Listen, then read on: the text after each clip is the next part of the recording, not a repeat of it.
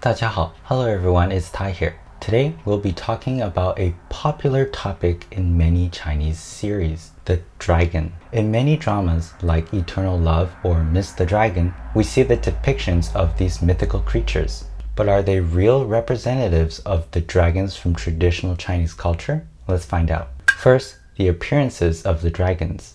Legend has it the dragon has 9 different characteristics from different animals, which are the eyes of the rabbit, the horn of a deer, the head of a camel, the mouth of an ox, the body of a snake, the scales of a fish, the belly of a silkworm, the paws of a tiger, and the claws of an eagle. Male dragons have 3 whiskers, 2 coming from the sides of their nostrils and 1 from their chin, and the spikes that run along the back of their body are much sharper in shape. While female dragons, they only have 2 whiskers that comes from the side of their nostrils, and the spikes that run along the back of their body are much rounder in shape. The colors of the dragon can be black, white, yellow, red, blue, green, or purple. But there is also a separate branch of dragons that look similar to dragons but aren't dragons at all. These are called jiao. These dragons are much smaller in size compared to long or the actual dragons, and they only have 1 horn instead of 2.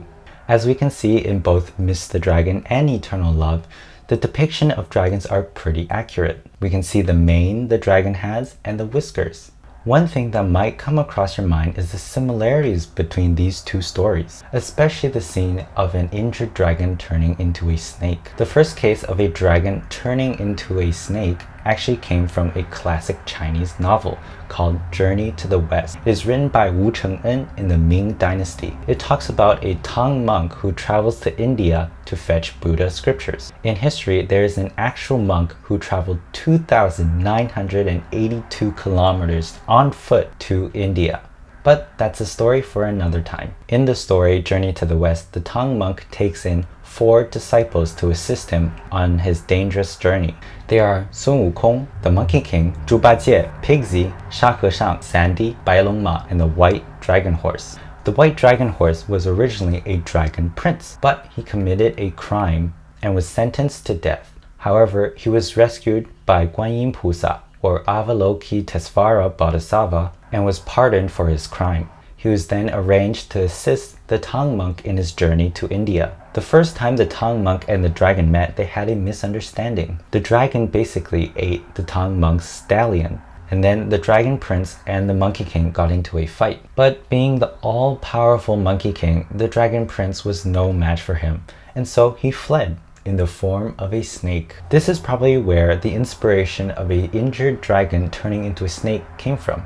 Next, we have the status or duties of dragons. Dragons are seen as an auspicious creature of Chinese culture and are a great symbol to represent the culture of China or other Eastern cultures. They are also ranked very high in human society. In Miss the Dragon, Dylan Wong plays a Dragon King. Dragon Kings are sovereigns of bodies of water. Bodies of salt water are under the control of Long, or the dragon with 2 horns, while fresh water is under the control of Jiao, or the dragons with only 1 horn. These water sovereigns take care of their specific bodies of water and any troubles that happen in it. For example, if a clam spirit were to cause havoc on the merfolk or any creatures living in that area, it is the Dragon King's responsibility to rectify the problem and punish the troublemaker. In Eternal Love, Ye Hua's true form was a dragon and his family was the ruler of heaven. But actually in Chinese culture, dragons do not have such high rank in heaven. According to legends, the highest ruler of the 3 realms is Yu Huang Dadi, or the Jade Emperor. And dragons in heavens are mainly in control of the weather, or they are protectors of immortals and cultivators, so they cannot be the highest ruler in heaven. Dragons also are the protectors of tombs, especially the tombs of Chinese emperors. They are mostly carved into stone at the entrances to keep away unwanted visitors. In summary of the duties of dragons, they are responsible for specific bodies of water in Eastern culture. They also control the weather like floods and rain. They are also the protectors of immortals and cultivators. Next up, we have the abilities of dragons. One major difference between Eastern dragon and Western dragon is that Eastern dragons do not require wings to fly. It is their natural ability to mount the clouds and fly. They are often depicted in many artwork mounting the clouds. And because of their duties as sovereigns of water, Eastern dragons also do not spit fire. Rather, they spout water from their mouths. Someone might ask, then what are those fireballs that we see in Chinese paintings or in dragon dances? Those fireballs aren't actually fireballs at all, but actually the Longdan, or the essence core of the dragon. It is the core of their abilities and their powers. Legend has it that it spits it out to absorb the energies of the sun and the moon. They do this to strengthen their powers and cultivate themselves. Once they finish absorbing energy, they swallow the core back in. They repeat this process multiple times to strengthen their abilities and their cultivation.